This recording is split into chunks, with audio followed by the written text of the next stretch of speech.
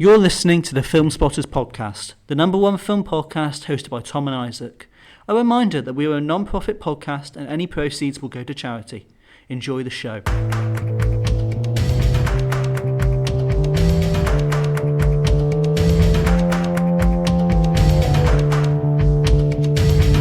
Hello. Welcome back to Filmspotters. Woo! Yay! It's the first episode that us two have recorded over the interwebs. Yeah, it's our first time because we tried it over spring and it was horrible because my laptop's from the Stone Age and it just wouldn't work. It was not working very well. I remember that. No. That day. I think we ended up talking for like an hour or two. It wasn't as bad as the Nolan special with Jerry Seinfeld via the. Oh, That was. I mean, you should have been editing it. That was one of the worst editing experiences I've ever had in my life. Can we get him back on for the Odyssey? Can we get Jerry Seinfeld back for the Odyssey? Yeah, we'll get him back on for the Odyssey. Jerry, if you're listening, come back. As we all know, Jerry Seinfeld's a huge Christopher Nolan fan. So. Yeah, and he's a huge Filmspotters fan. Exactly. He will come back anytime we ask for him. Anyway, Thomas, how are you? I am actually pretty alright. I've been home for a couple of days now. I have a shift this evening. Well, you're back at Mackey's. I'm back at Mackey's. It's everyone goes to the McDonald's in Bicester. Everyone Bicester Mackey's. Yeah, go to that one. Not my one. Which one's yours? There's a little one on the roundabout. A little way out. Go to the little one on the roundabout. I don't know where this roundabout is, but go to it and just say, "Give me Tom." No, go to the one in Bicester Town Centre and bother my ex. What? Yeah, sure. Yeah, you can do that one. Yeah, do that. I don't care. You know who else is in Bicester? Who else is in Bicester? Mr. Aidan White. Is he in Bicester? He sent a thing on his Instagram story, which put him outside of Sarnie 67, which is a genuine sandwich shop here. Lovely. I just when he said he was staying in Leamington until graduation, but oh well. Apparently not. I mean, I guess he came back. They saw Nirvana the Band, the show, the movie, which we aren't covering this episode because neither of us have seen it. No, I'm saving that for L3. I don't want to go and watch it. I don't want to pay to watch it. Yeah, it's been great. It's the same as Tony. I'm not paying to watch Tony. I watch Tony in L3. You just don't want to give any money to Matt Johnson. Unless he makes another movie with Glenn Howerton, he's not getting any money. Well, that is a banger, to be fair. That is a banger, to be fair.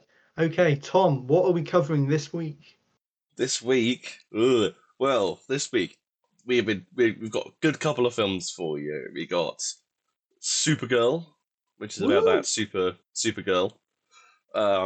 Jackass, Best and Last, which is the only Jackass film I haven't seen now. Because I've caught up on the other two. I've seen it. Don't worry, I've seen it. You've so I'll seen be it. giving you my thoughts on it. I did try to watch it, but there was a little thing in the way, so I couldn't watch it. I mean, legally. Very bad. They were also covering Minions and Monsters. Ooh, spooky. Woo! It'd be a double episode for you today. Yeah, a huge episode. And then finally, The Invite, which Isaac has seen and says is good. It is good. It is really good. I loved it. I'm hearing good things. It's a Letterboxd top 500. Yeah, I was surprised it got a 4.1. I was like, what? Yeah. It's pretty cool. It's like it looks pretty cool. And we'll get on to it. So, where should we start? Do you want to start with Supergirl? Because that did come out first chronologically. Yeah. We start chronologically, then work our way back. Yeah. So, Supergirl. This is the second film in the DC rebooted universe, but it's not the second project. Because obviously we had Peacemaker, we've had Creature Commandos, and we're having Lanterns next. So like the TV show canon. This is the second film within this new continuity, created by James Gunn, of course. This is directed by Craig Gillespie. That's how you say it, right? I think it's Gillespie. Gillespie? Okay. I think it's Gillespie. I always have a struggle with G's, who of course directed stuff like I, Tonya and Cruella, which I do want to watch at some point. It's good. I like Cruella. It's good. I've heard good things. Yeah. In any case, this is about Kara Zor-El, aka Supergirl, as she's sort of partying around on planets with red suns, sort of, so that the alcohol has an effect because she's sort of mourning the loss of Krypton a bit. Not as much as I think it is in the comic, as far as I know, because I think it's more there, isn't it? Yeah, but we'll get on to. I can mention the comic in the review. Yeah, because you've read it and I haven't. I have. I read it. I think last Importantly, year. I read it yeah. after I saw Superman, and I was like, oh, I kind of want to read the comic before I watch the film. Mm. And this is a sort of loose adaptation of that comic where Yeah, she reluctantly has to help out this little girl. I forget her name every time. Ruthie, that's it. Roofy. Yeah. Basically to help her get revenge on this guy, Krem of the Yellow Hills, who is he's a big bad. Wow. And he murders people on screen, Yeah, which is cool. Um, yeah. So I thought this movie was pretty okay. I think it's a pretty okay film. And overall, it's a very sort of small take after Superman because that's such a big grand film doing across the entire planet and dimensions and stuff. This one, even though we're going across multiple planets, it feels like a much more sort of grounded story. Like we're just following Kara, we're just following Ruthie, we're just essentially following their little journey. And it's almost like a palate cleanser. Is I think the way I put it when we watched it. It was sort of like a nice little way of transitioning between like the big ones, like so obviously Superman. We got Clayface next, which is going to be like a pretty grand one as well. Then we got Man of Tomorrow, which is going to be another huge film. mm. So it's a nice sort of little middle ground. Is the way I'm seeing it. It's only like 100 minutes. It's a nice quick journey, which I was surprised by, to be honest. We thought it was going to be longer than that when we went into it. Yeah. I could have sworn it said like 2 hours 10 minutes. And I think that is one of the things about it because I didn't notice it as much when we were watching it. I think they did a pretty good job of editing around it, but apparently quite a lot of the film was cut during its production. I could see that. I could see that. Yeah, I'm not entirely sure where. I haven't really looked into it too much further than just hearing the rumors, so I couldn't say which bits people were thinking that had been cut out.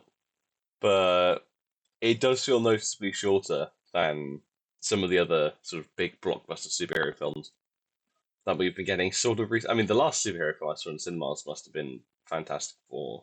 So Yeah, it must have been. it's been a while. I mean, even then, this is shorter than that. And that was quite a short one as it was. Was it? Was it Um, short? It felt like a million years to me watching yeah, it. you didn't like that one. I thought it was good, but I didn't think it was special. Wow. We should all watch. We should put on Fan Four Stick. That's what I say. Don't say that. He'll probably do it. You probably would. Um, yeah. Yeah. So, like I said, I think film's okay. Characters are pretty good. I think that Kara is a pretty interesting character. I think they could have done a bit more with her, sort of mourning over Krypton's loss and such. Krem is a pretty okay villain, but I feel like he doesn't. He does the villainous stuff, but I don't think he has quite the same presence as like Lex Luthor Mm. in Superman. Um, Ruthie, I find just a bit annoying when she's doing her little stick about I am Ruthie or whatever. She, like a little speech she says to everyone when she's trying to enlist their help. Is that The is that best, his actual accent? Because if it's put on, it's annoying as hell. And I yeah, could. that's what I was thinking. The accent is just I, I don't even know, man. It's It's not probably very up there. It's probably up there with that woman from Wuthering Heights. Do you remember what's her name? Isabella. Oh god, oh that It's up was there so with that. bad. Our worst episode. That's not. That's a good episode. A good episode. Yeah. Well. I don't remember. Anyways, What was the other one we covered? Palm Springs. Yeah, didn't we cover Palm Springs with it? Oh, we'd come out in the same episode. Yeah, I think it was Palm That's Springs and Wuthering Heights. that's kind of bad.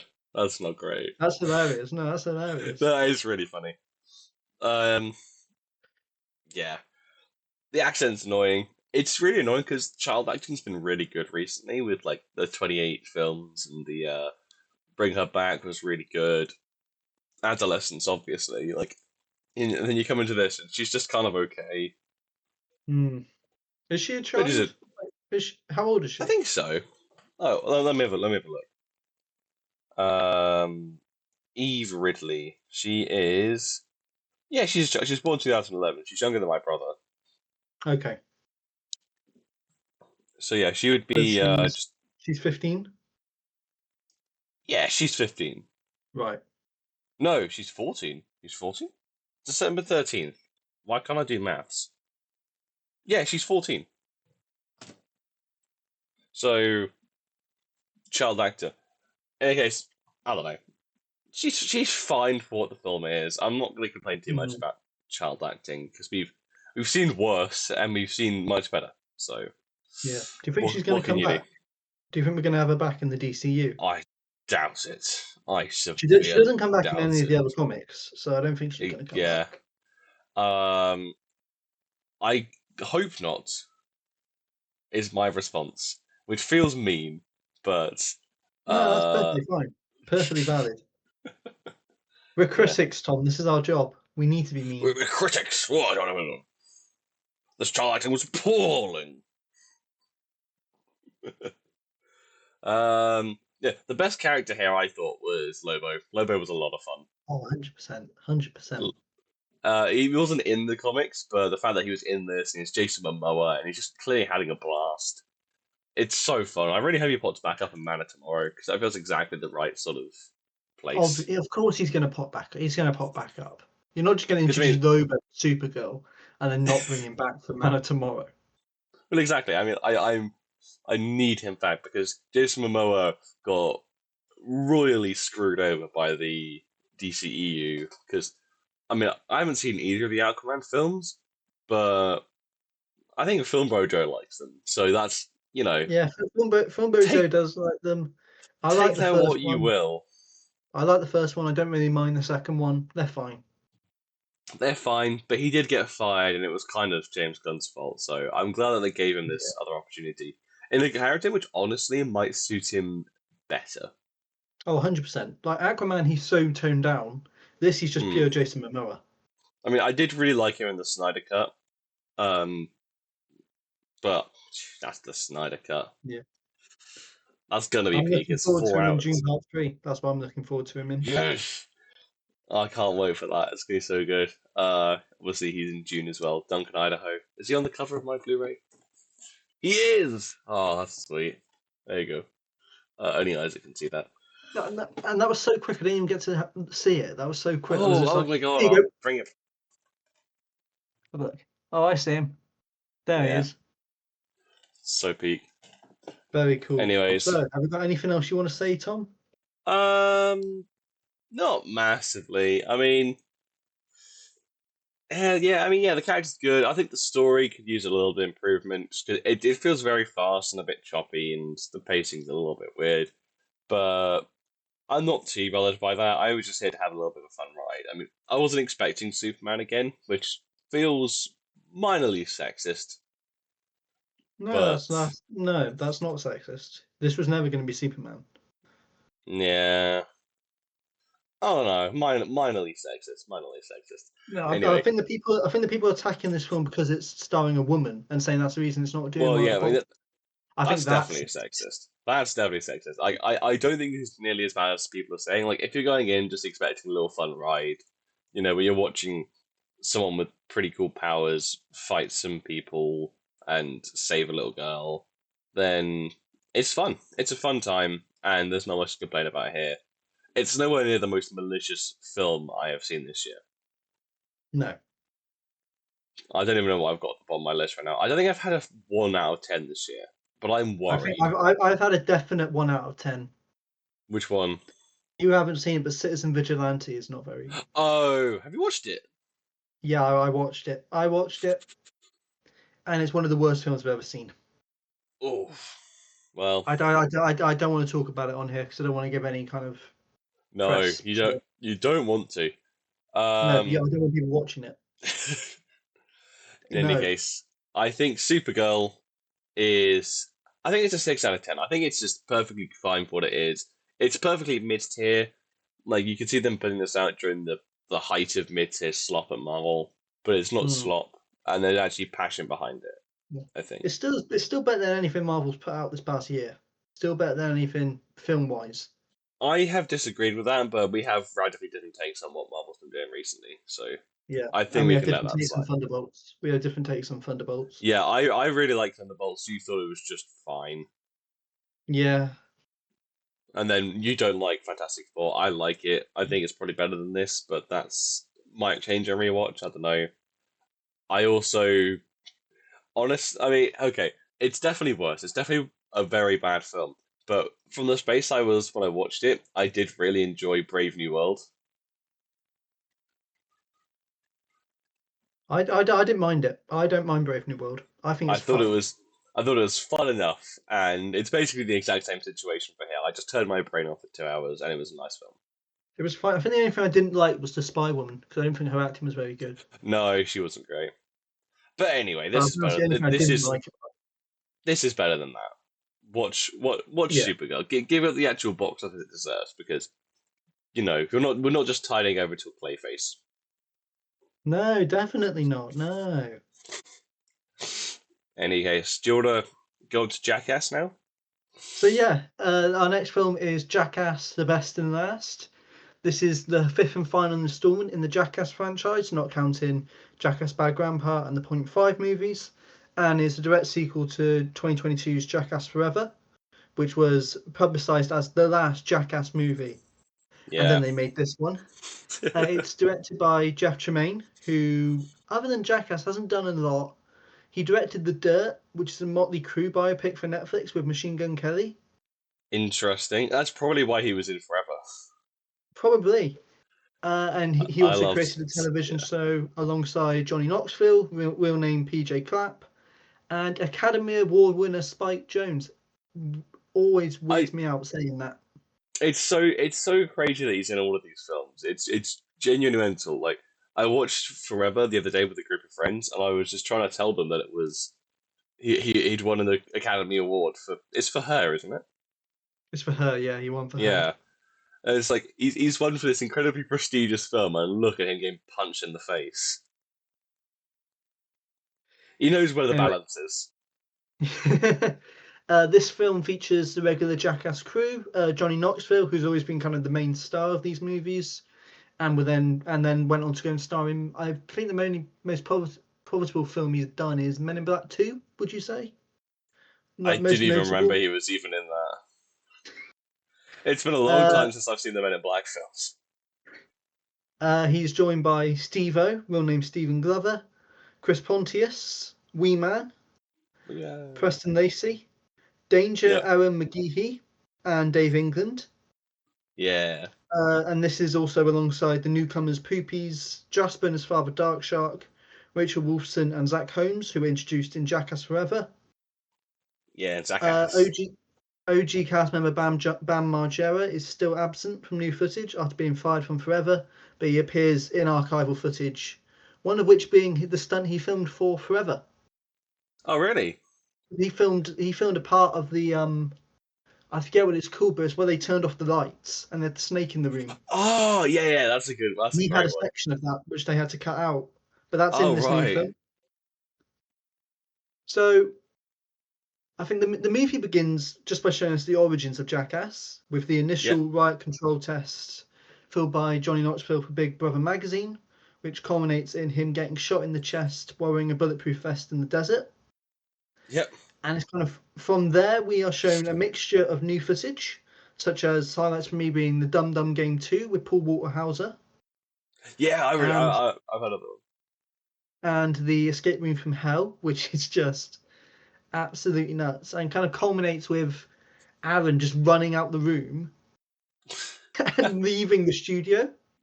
There's like security camera footage of him just running out the gate going, fuck this, fuck this, fuck this.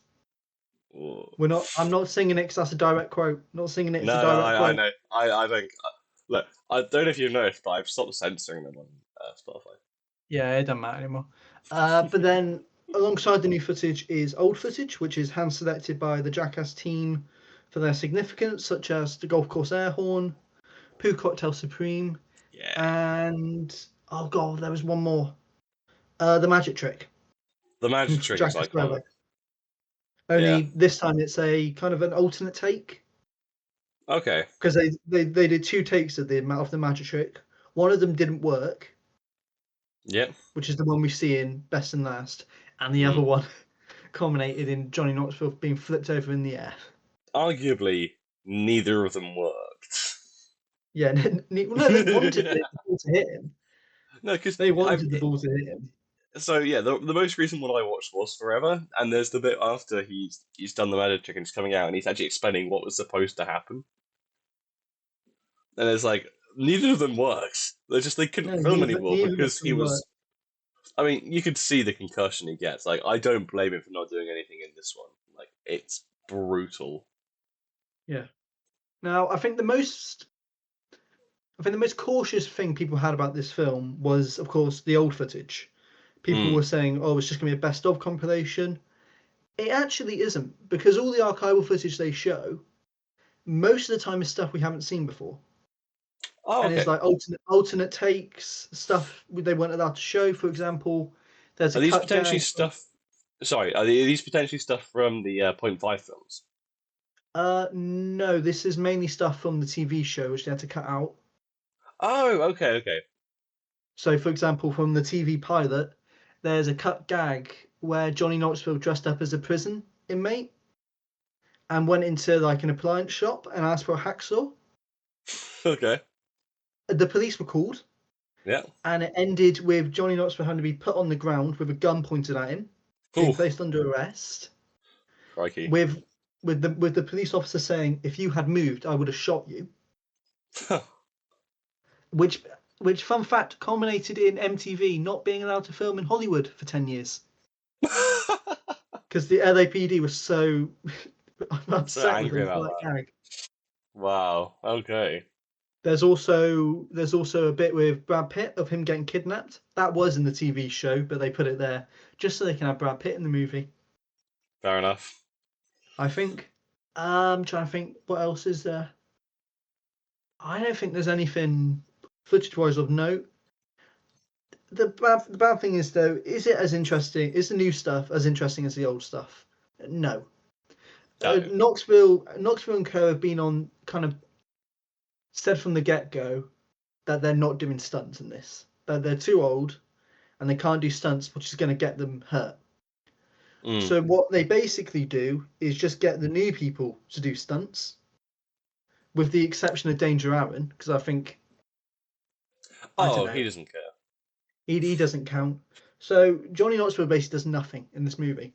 Yeah, but then that's fair enough. I mean, he has such a like we say, a bad concussion in the last one. Like, if he had anything else, he'd probably die. He would probably die. But I think it just kind of results in the new stuff just being a bit lackluster. Especially compared to the best of bits which we've just seen, like the Poo Cocktail Supreme. And then you've got what was the worst one? Poopies walking along on a balance beam with an electric collar attached to his penis. No, that's kind of fun. Yeah, but why Poopies? Like, I want to watch the old guys. I don't want to watch the new people. Yeah. I think the new people just aren't as funny. I quite like Jasper. He's all right, I guess. I think if I had to pick one of them, I'd go with Jasper. No, actually, I'd go with Dad, Darkshot. Darkshot's funny. I do like Darkshot because I like when they bring him in for the first time and then they make him do the spider one in Forever. Yeah, he's a main cast member here though. He's in most of the sketches. Is he? Okay. Yeah. Because they got rid of Eric Manaka, who didn't do a lot in Forever. But I don't know. They got Darkshot here. Behind the scenes stuff. Yeah. I do miss Bam Margera though. I think Bam would have just made this so good because he was one of the best cast members. Just Yeah, he because really he was. he just went nuts. Mm. And But obviously Ryan Dunn as well. Like we yeah, all miss yeah, him. we do miss him. Don't drive fast, kids. Don't drive fast. It's not driving fast that's the issue. It's slowing down very quickly. Yeah, but no, I think they were part of CKY, which kind of got absorbed into Jackass. All the CKY Oh, people who just went, okay, who just did most of the nut stuff, besides the stunts, just aren't here, and you right. do miss them. You do miss them. Mm. But it does make you feel quite sad that the franchise is ending, and I think the crew sent it off really well. There's a really good opening sequence where they pay homage to previous stunts they've done. Yep. So, for example, if you have you seen the first one? Is Do you the is remember? this the virtual reality scene? No, it's. Have you seen it? It's where the mannequins. They're pretending to be mannequins, I have not seen this. and they're all in white suits. Nope. Directed by Spike Jonze, actually. Yeah, he directed the opening and closing sequences, which is also really good. The That's closing nice. sequence. Yeah. It's, you've seen the first movie, right? You remember the one with the Yeah. boxing glove coming through the hotel room? Yes. There's a homage to that.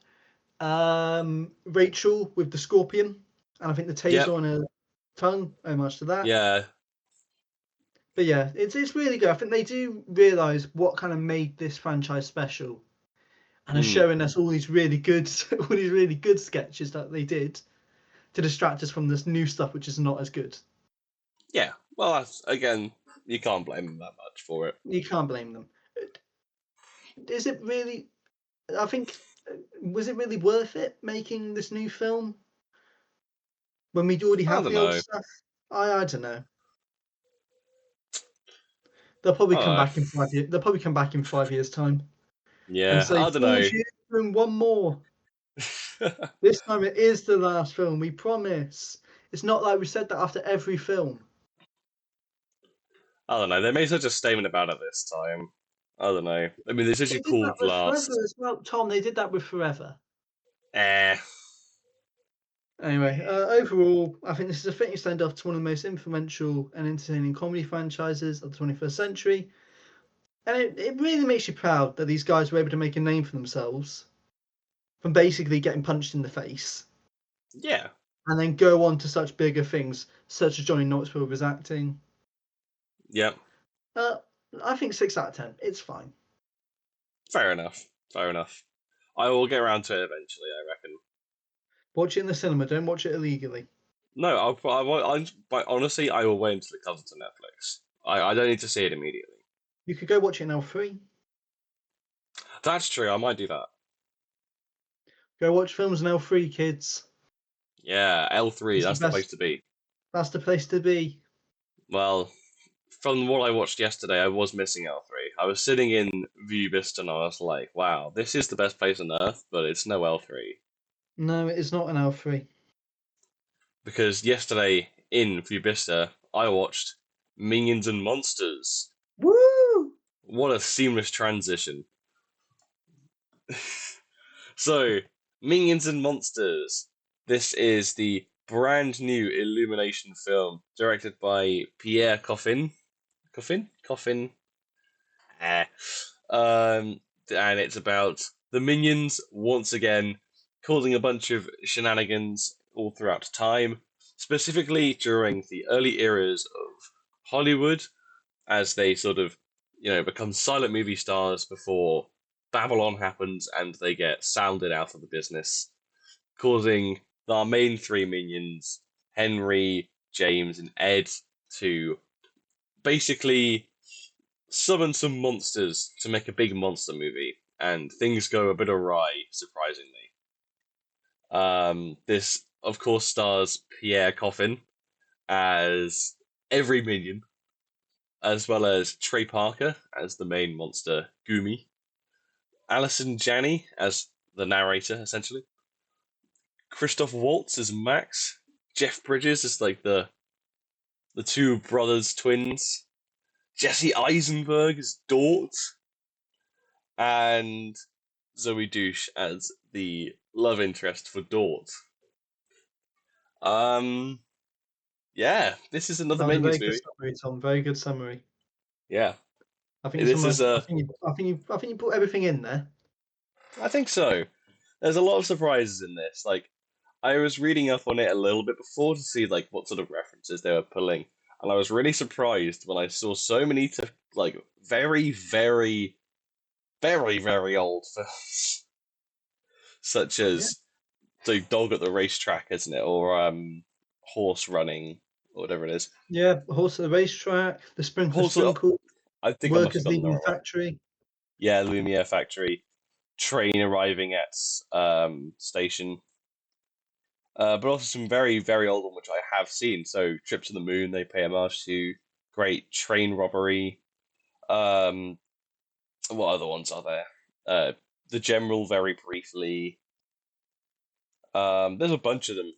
There's a bunch of the one like really, really old ones. And then when they actually get to Hollywood, that's when like it really kicks in. You see stuff from like early Buster Keaton and Charlie Chaplin and all these classics, which you understand. Even if you haven't seen them, I feel like you know. Mm.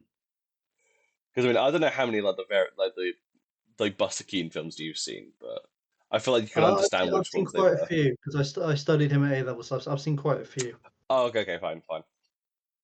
But I feel like even if you didn't know, you would know that they were instrumental.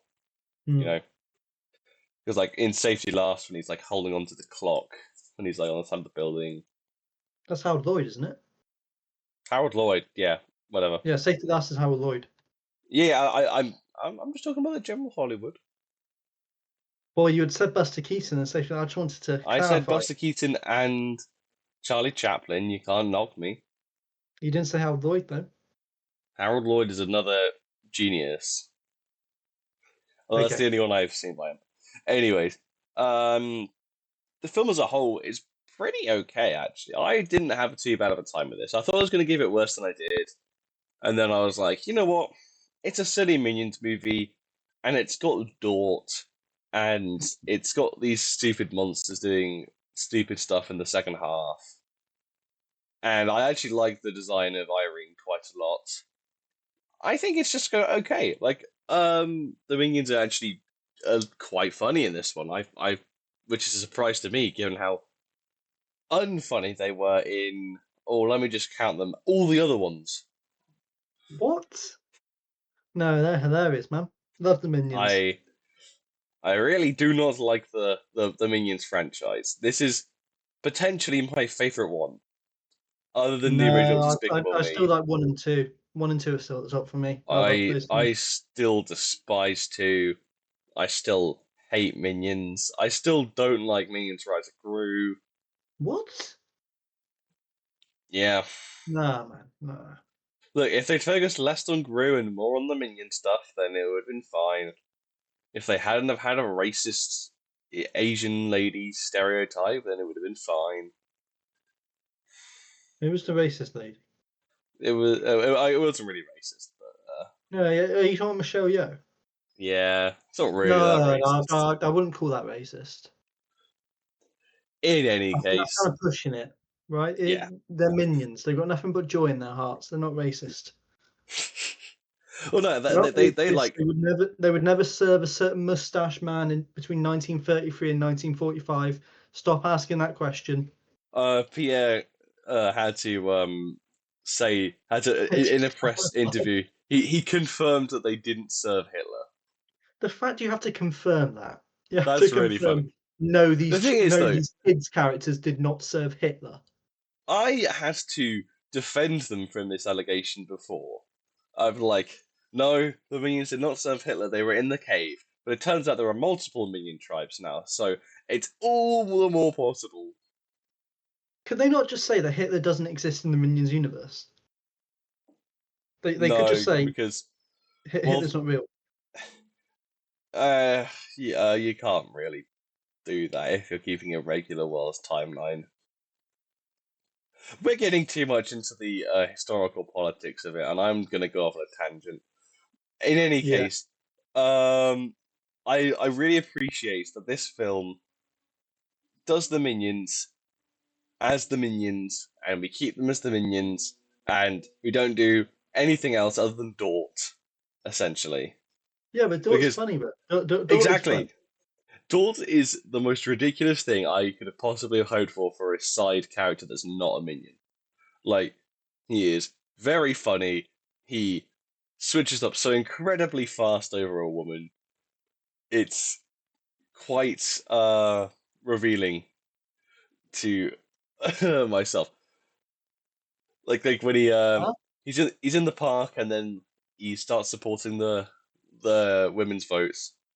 Yeah, good, good. Gets me every time. It's when he's supposed to drop kick the child as well. Dort's hilarious, and that's Jesse Eisenberg, and it's like genuinely unrecognizable. Like Yeah. If you hadn't told, no, I can kind of hear it. I can hear it a little bit. I can hear it a little bit, but his voice acting is genuinely really good. It's also another. It's the third Bobby Moynihan voice performance of the year. Yeah, like, well, he's a voice actor. I know he's a voice actor, but like he was in It's almost as Hoppers, if and he's then used he to was in. working. Yeah, honestly, I think his best voice performance this year it was genuinely in Pete's movie Okay, yeah, I'll take that. because that was really funny. Um, yeah. I think the only really good one is Jesse Eisenberg. Zoe Douche is fine, but she was better in Invincible. Alison Janney is just a bit intrusive as this sort of narrator woman. Yeah, I didn't think that the George Lucas joke was very good, personally. No, Like, I just thought it was okay. Like, we get it. It's George Lucas. You brought him in for this. Why? He's probably dying. I couldn't hear him. I could not hear him. That's 'cause he's behind I know, glass. but you still can't hear. Like, if that, even if you just got an impressionist in, You could have. You I did would have not been able have to. to bring in real George Lucas. Like, I couldn't even tell that was George Lucas. That does not sound like. That did not sound like George Lucas. Hmm. In any case, who else is there in this film? Trey Parker's giving Um, a pretty decent performance, but he's yeah, just a talent. He's one of the most talented voice actors potentially ever. So yeah, and he's gone on record multiple times saying, "I don't care about these movies. I've done them he for my really kids." doesn't. He does not care. I'm surprised he even came back for this one, like 10 years after three. Was it 10 years? It's easy. Maybe It's easy nine. work. It's really easy work. It really is. I And saw he's they recorded it in South Park Studios as well. It's really yeah, easy. exactly. I wouldn't like. Yeah, I bet he probably took a day to do this. He's not in for very much of the film. He's not in as much of the film as I thought he was going to be honest. No, I think that's a slight complaint, but I'm not too mad about it because of how much fun shenanigans we get outside of it. But the actual monster movie making isn't in as much of the film as I thought it was going to be. It's much more about sort of getting there and the actual journey to get to the point where they nearly destroy Hollywood. Sort of spoiler, but we know Hollywood doesn't get blown up. no. I think Yeah. who else? Christoph Waltz. He does not care. You can tell Christoph Waltz Oh, does not. Christoph Waltz doesn't care. Jeff Bridges maybe a little bit, but No, I've seen him at the premiere. He does actually really care. yeah, Like it's he funny that he's really in it. does. It's just funny that there's so many huge names like Oscar winners and such. Like, oh, it is. It's just yeah, it's a fun time. It's a fun time. There's nothing um sort of profound or anything, but it's a Minions movie, and no No, one's going in expecting that. And if it was, then that would be a huge surprise. And honestly, I'm not sure if I'd want that at all. So I'm glad this is just Minion silliness, start to end, bunch of film references, and then the film's over. And honestly, 90 minutes, I'm fine with that. So yeah, another 6 out of 10 for me, but I might like it more than Supergirl. really, I can see that. I think I give it a 7. I really like it. Yeah, Another one for you to go watch Channel 3. no. when you put it on. I've seen it once. I will never watch it again. No, Done. I'll go Welcome Week. I'll go Welcome Week. Okay. Well, I'll invite you to it. Oh, that's actually a really good lead-in. That's a perfect lead-in to our final film. Final film of this review special. I think this has kind of been kind of a review special, wouldn't you say? It's a special. It's four reviews is a special, I'd say. Yeah, definitely not us catching up because we missed a week. Yes, and because Definitely not. because we've had to cut an episode, which Yeah. we should apologise for. No, we don't need to apologise. We never give these people a strict upload schedule. No, this is Like true. if we miss stuff, we miss stuff. Yeah. I mean, the only ones I think we've missed technically. I mean, obviously Toy Story 4. What was even the other ones we did in that episode? We talked about Obsession and Backrooms. Masters of the Universe. Master of the Universe. Master of the Universe is shit. Toy Story 5 is okay, but not great. It's meh. In our combined opinion. In our combined opinion. It's a 6 out of 10. Can we take 5.5? No. Can we lower it to 5.5? No, we can't. And then Obsession and Backrooms are pretty good to great. Yeah. You're caught up. You're caught up. The Go watch them in L3 as well. Yes, we'll watch them in all of them on. Don't go watch Masters of the Universe though in L3. We're not putting Masters of the Universe on. As much as he tries. No, he immediately said no. I'm not doing that. No, I'm on meant for injury. Oh, he will probably be like messaging Ollie constantly. please put the funny Jared Leto movie on the schedule. Well, we don't know who's in that skeletal costume. Oh yeah. Fair enough. Anyway, The Invite. The Invite. This is the third film directed by actress Olivia Wilde after the critical indie darling Booksmart, which shot her to notoriety. And she followed up with the disastrous Don't Worry Darling, which was a critical disappointment, riddled with controversy. Still made quite a bit of money though. Yeah. But it almost landed her in director's jail. Quite very rightly. Close. Very, very close. I think if she wasn't such a prolific actress, it would have landed in director's jail. This film was also based on a 2020 Spanish film titled The People Upstairs. Wilde directs from a screenplay co-written by actors Will McCormick and Rashida Jones. Rashida Jones, obviously known for being in The Office, Parks and Recreation. Will McCormick hasn't done much. He's kind of a small TV actor. Mm-hmm. They previously wrote Celeste and Jessie Forever, which Rashida Jones starred in with Andy Samberg. Yeah. And they also wrote the story for Toy Story 4, which I thought was kind of interesting. Yeah, I heard about that one. Yeah. Yeah. This stars Wilde and Seth Rogen as Angela and Joe, a couple living a loveless marriage who have a slight issue with their upstairs neighbour over excessive noise when they're trying to sleep. Sounds like Herrenbank. Mm. And then, unbeknownst to Joe, Angela invites the neighbours Pina, played by Penelope Cruz, and Hawk, played by Edward Norton. Oh, Hawk is a great name. Round for dinner. And that is all I'm going to tell you, because if I go too much into it, I'm going to reveal the plot twist, which I'm not going to say here, because I think you do need to watch it. Please do not, because I have not seen this film, and I'm really excited to hear from all the buzz. If I tell you, it won't be funny. Okay.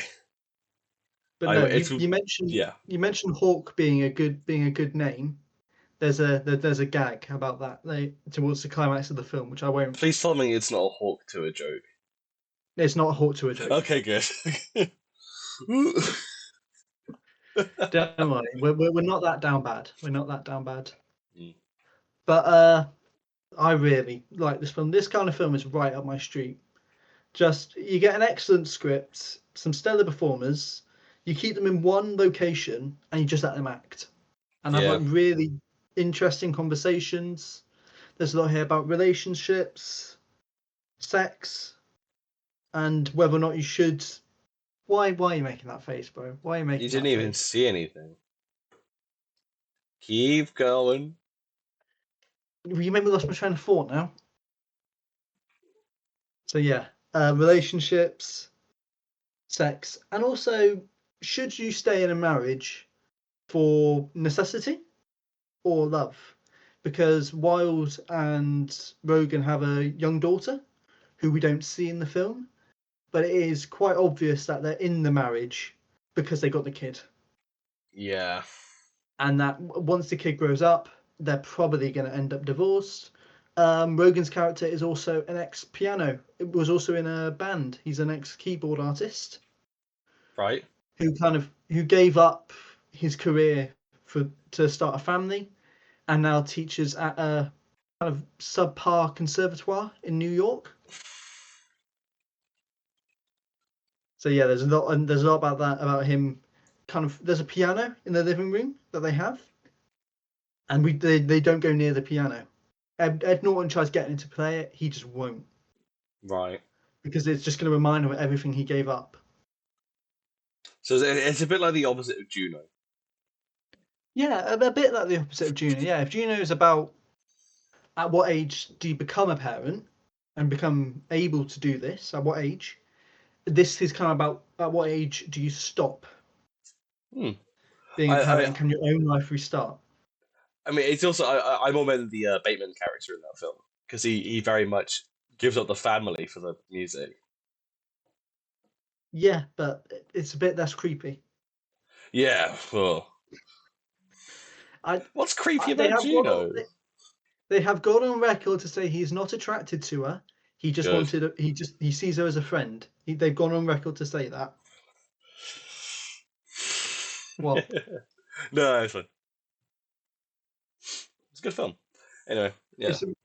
Yeah, really good film. Cruz and Penelope Cruz especially is really good. Ed Norton just has such awkwardness. Oh, I love Ed Norton. Well, He's he's so so good. good at just playing such a. It's just any. Honestly, he's good at playing anything. I could see him play anything.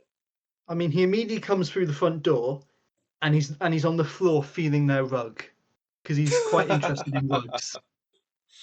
Yeah.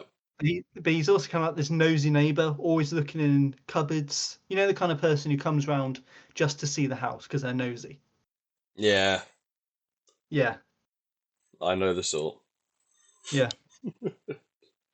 But Yeah. I also thought the score, editing, and performances are all synchronized really, really well. Mhm.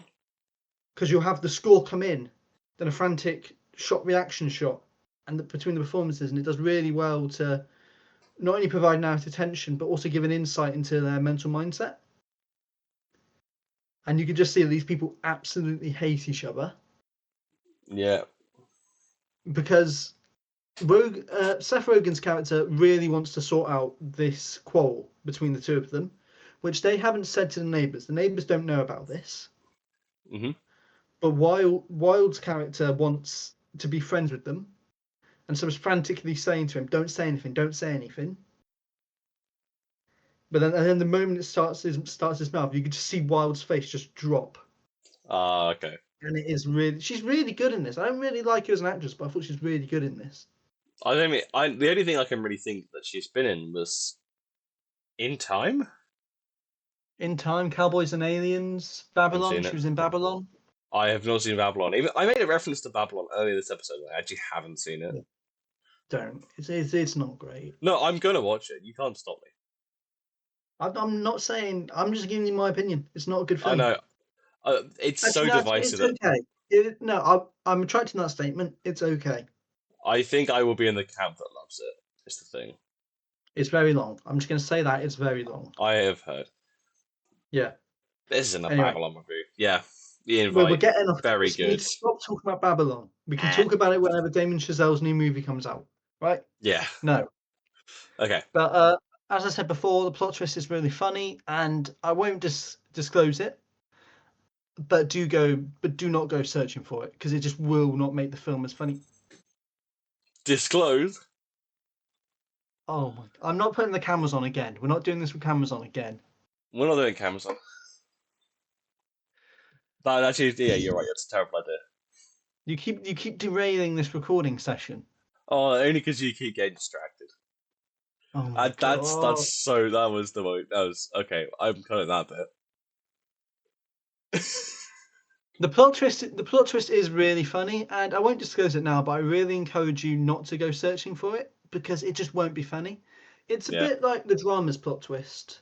I think yeah. this is Which kind of the perfect double bill with mm, the drama, as they both kind of take this melancholic and absurdist take on modern relationships, yeah, and I think they kind of work really hand in hand with each other. yeah. One's a lot better, one is better, because one's kind of like a throwback to old filmmaking. The other's a star vehicle for Pattinson and Zendaya. Wait, which ones are you talking about? I can't tell. Ha, ha, ha, ha. Overall, I think this is just a very witty and exceptionally directed dark comedy. I was very proud of her directing here. Yeah, I think after how awful Don't Worry Darling was, I haven't seen it, but I just know it's yeah. awful. We yeah. She's called it back here. She saw it on film as well, out of her own pocket. That's She good. paid That's she really paid good. for it to be shot on film herself because the producers wouldn't pay for it. Mm, But yeah. yeah, there's some really funny performances here, and a really good score, which is kind of constantly playing. Mm, And the plot twist will just leave you in stitches. I can't recommend this more. yeah. I But need to get around to it. yeah, do go watch it with a crowd so you can see how people will react to it. Almost like the crowd you can see in L3 Welcome Week. I Oh will probably be. I honestly, I will probably watch it that one, and I'll because I don't think it's one which will be prevalent enough for me to get spoiled for in, well, I guess 3 months.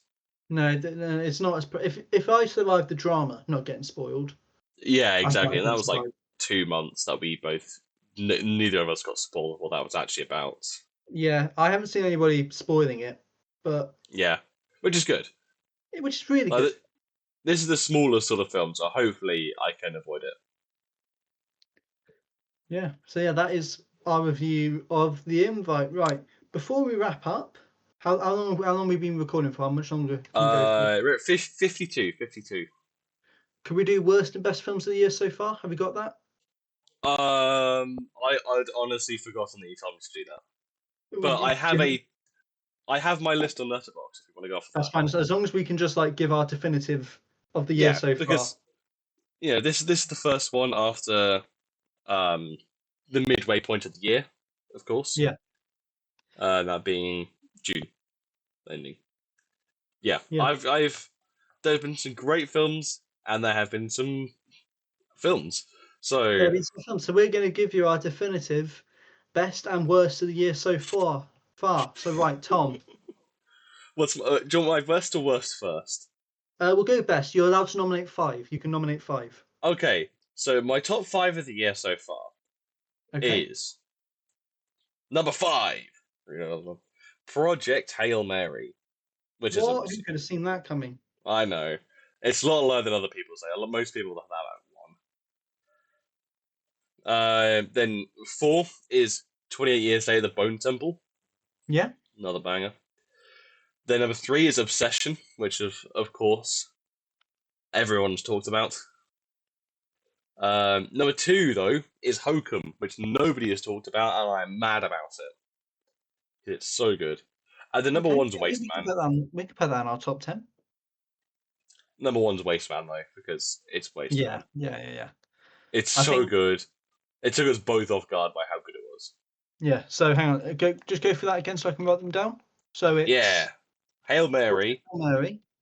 Bone Temple, Yeah. Obsession, Hokum, and Waste Man. These aren't going to be ranked or anything. I'm just going to put them on the story and just say these are our top of the year. Yeah. Oakham, Raceman. Okay, for my 5, I'm not going to do ones you've already said. So this is not my top 5 Okay. because I mean, two of them are in there. yeah, Bone Temple and Waste Man, I'm assuming. Yeah, Bone Timber Wasteman. I would like to nominate Disclosure Day, Of course. The Invite, Yep. which you haven't seen, but it is really good. Yeah, again, yeah. Hoppers, Mm-hmm. Nouvelle Vague, Oh, yeah, yeah. which I watched the other day and I thought was really, really good. and Tuna. I thought Tuna's really good. Nice Is that little the one heist about the film. fish? There's a little bit about fish. Ah, There's a joke, but it's mainly about piano tuna. But there is a joke about tuna fish. trout. Well, yeah, obviously, because it's if I can make that joke. Yeah. Yeah. Just add these on. Okay. Hoppers. The invite. New. Fail. Bug. Okay, so Tom, our our best films of the year so far. We have Project Hail Mary, Yep. Bone Temple, Yeah. Hokum, Wasteman, Tuna, Disclosure Day, Hoppers, The Invite, and Nouvelle Vague. And I Obsession. think that's a nice little list, don't you? You missed Obsession. Did I miss no Obsessions there? You Did I didn't. You not didn't say say it though. You didn't say Obsession. But yeah, that's a nice. That's Obsession a as good well? list actually. I think things are It's good. only going to get better this year though, Yeah, I think like most of these won't stay. because I mean, I'm really, really hoping that either the Burn's going to make it top 10.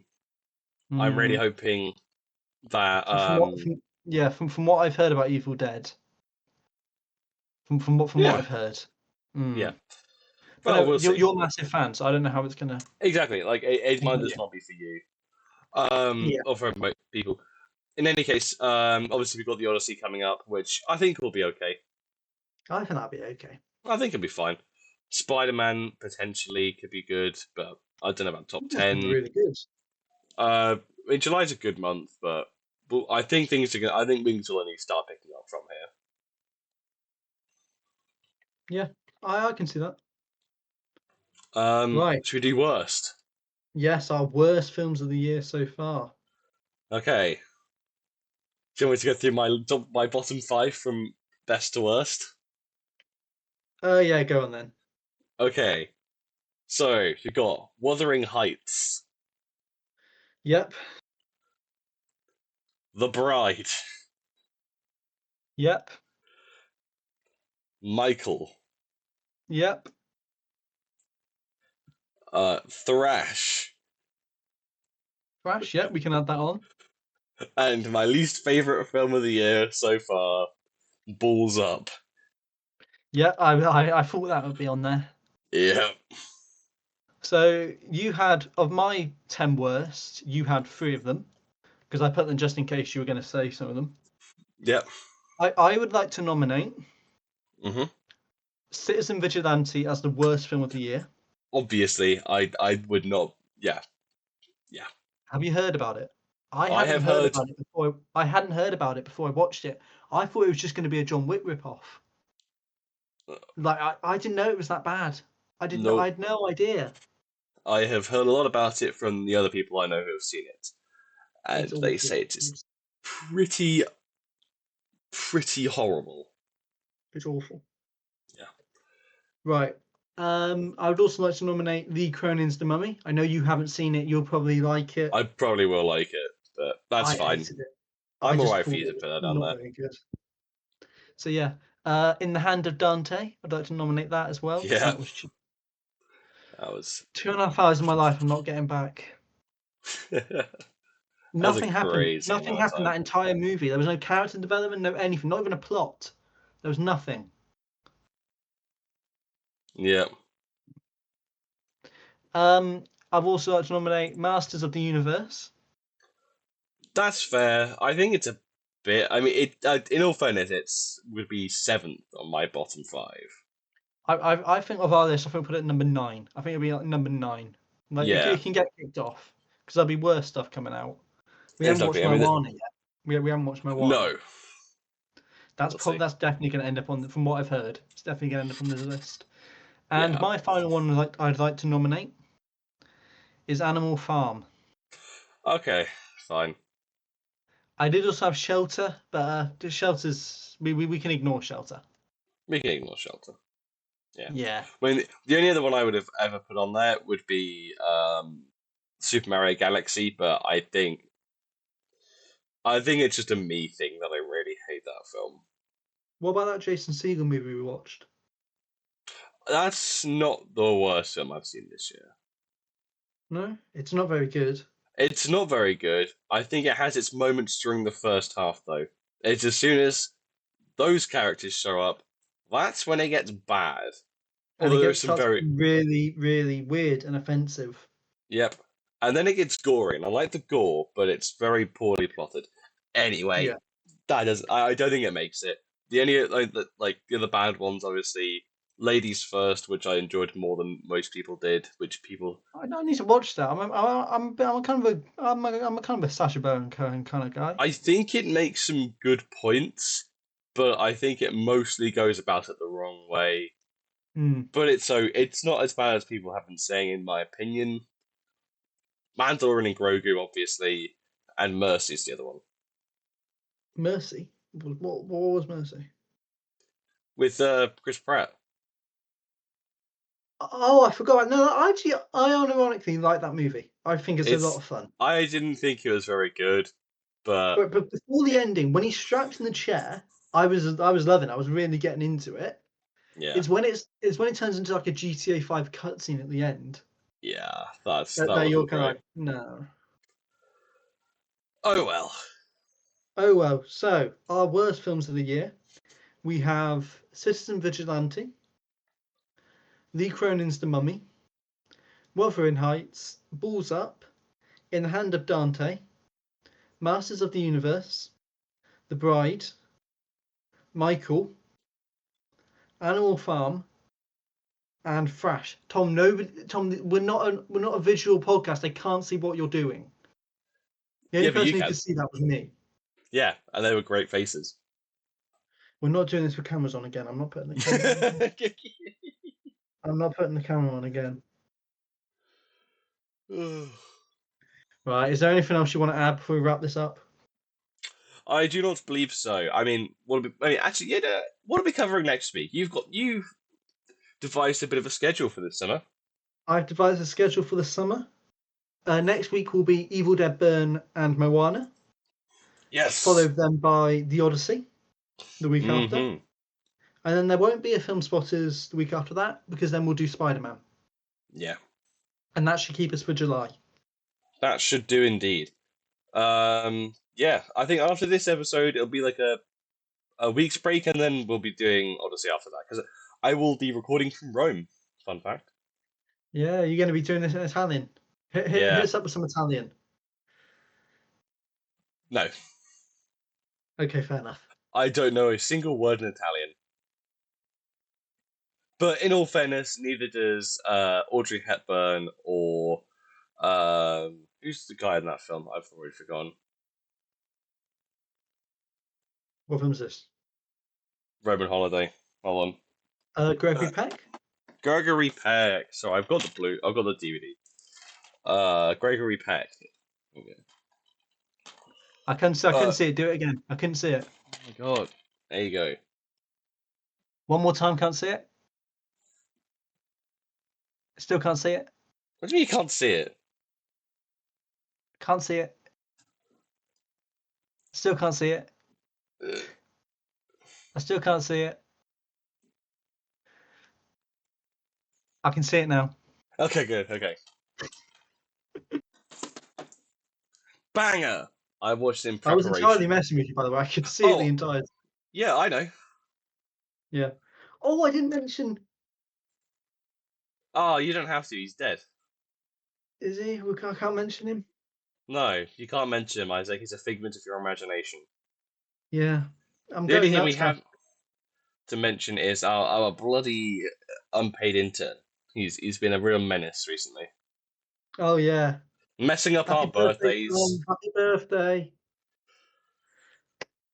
This is 27. 27. I'm 20. I'm 27 now. Yeah, you're 27.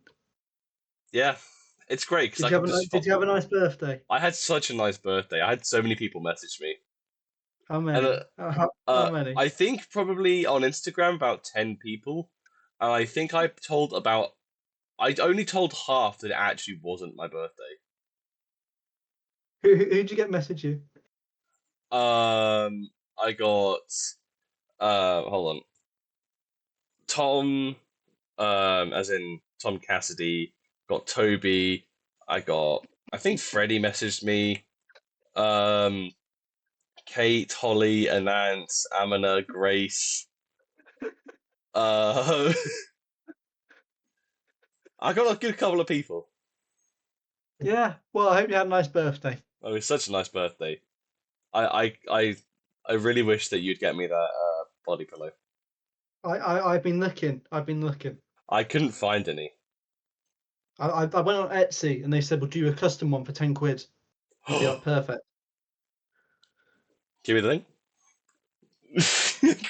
I'm joking. Doesn't matter. Yeah. I think that's the end of this sort of special of Filmspotters. Yeah. We'll be back to normal next week. Yep. Well, will we? Oh, Yeah, as in 'cause terms of no the one will actual. be dead. Yeah, okay, fine. Yeah, No, we'll be back to normal. We'll still be online. We're gonna have a constant schedule for you guys. We're actually gonna stick to a schedule this summer. On days these No, episodes we being are, released. We are going to stick to a schedule. Filmspotters Thursdays. Whenever Tom can get it out. If you can just pick like Tom can get it out. I'll try and do Thursdays. Yeah, okay. Filmspotters Thursdays. You can. I don't know what you could do with it. I'll try my best. As always, I've been Isaac. He's been Tom. Hello. And we will see you guys in the next one. Okay, bye-bye.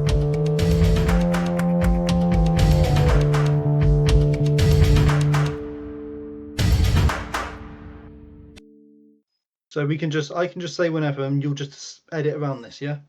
Yeah, sure.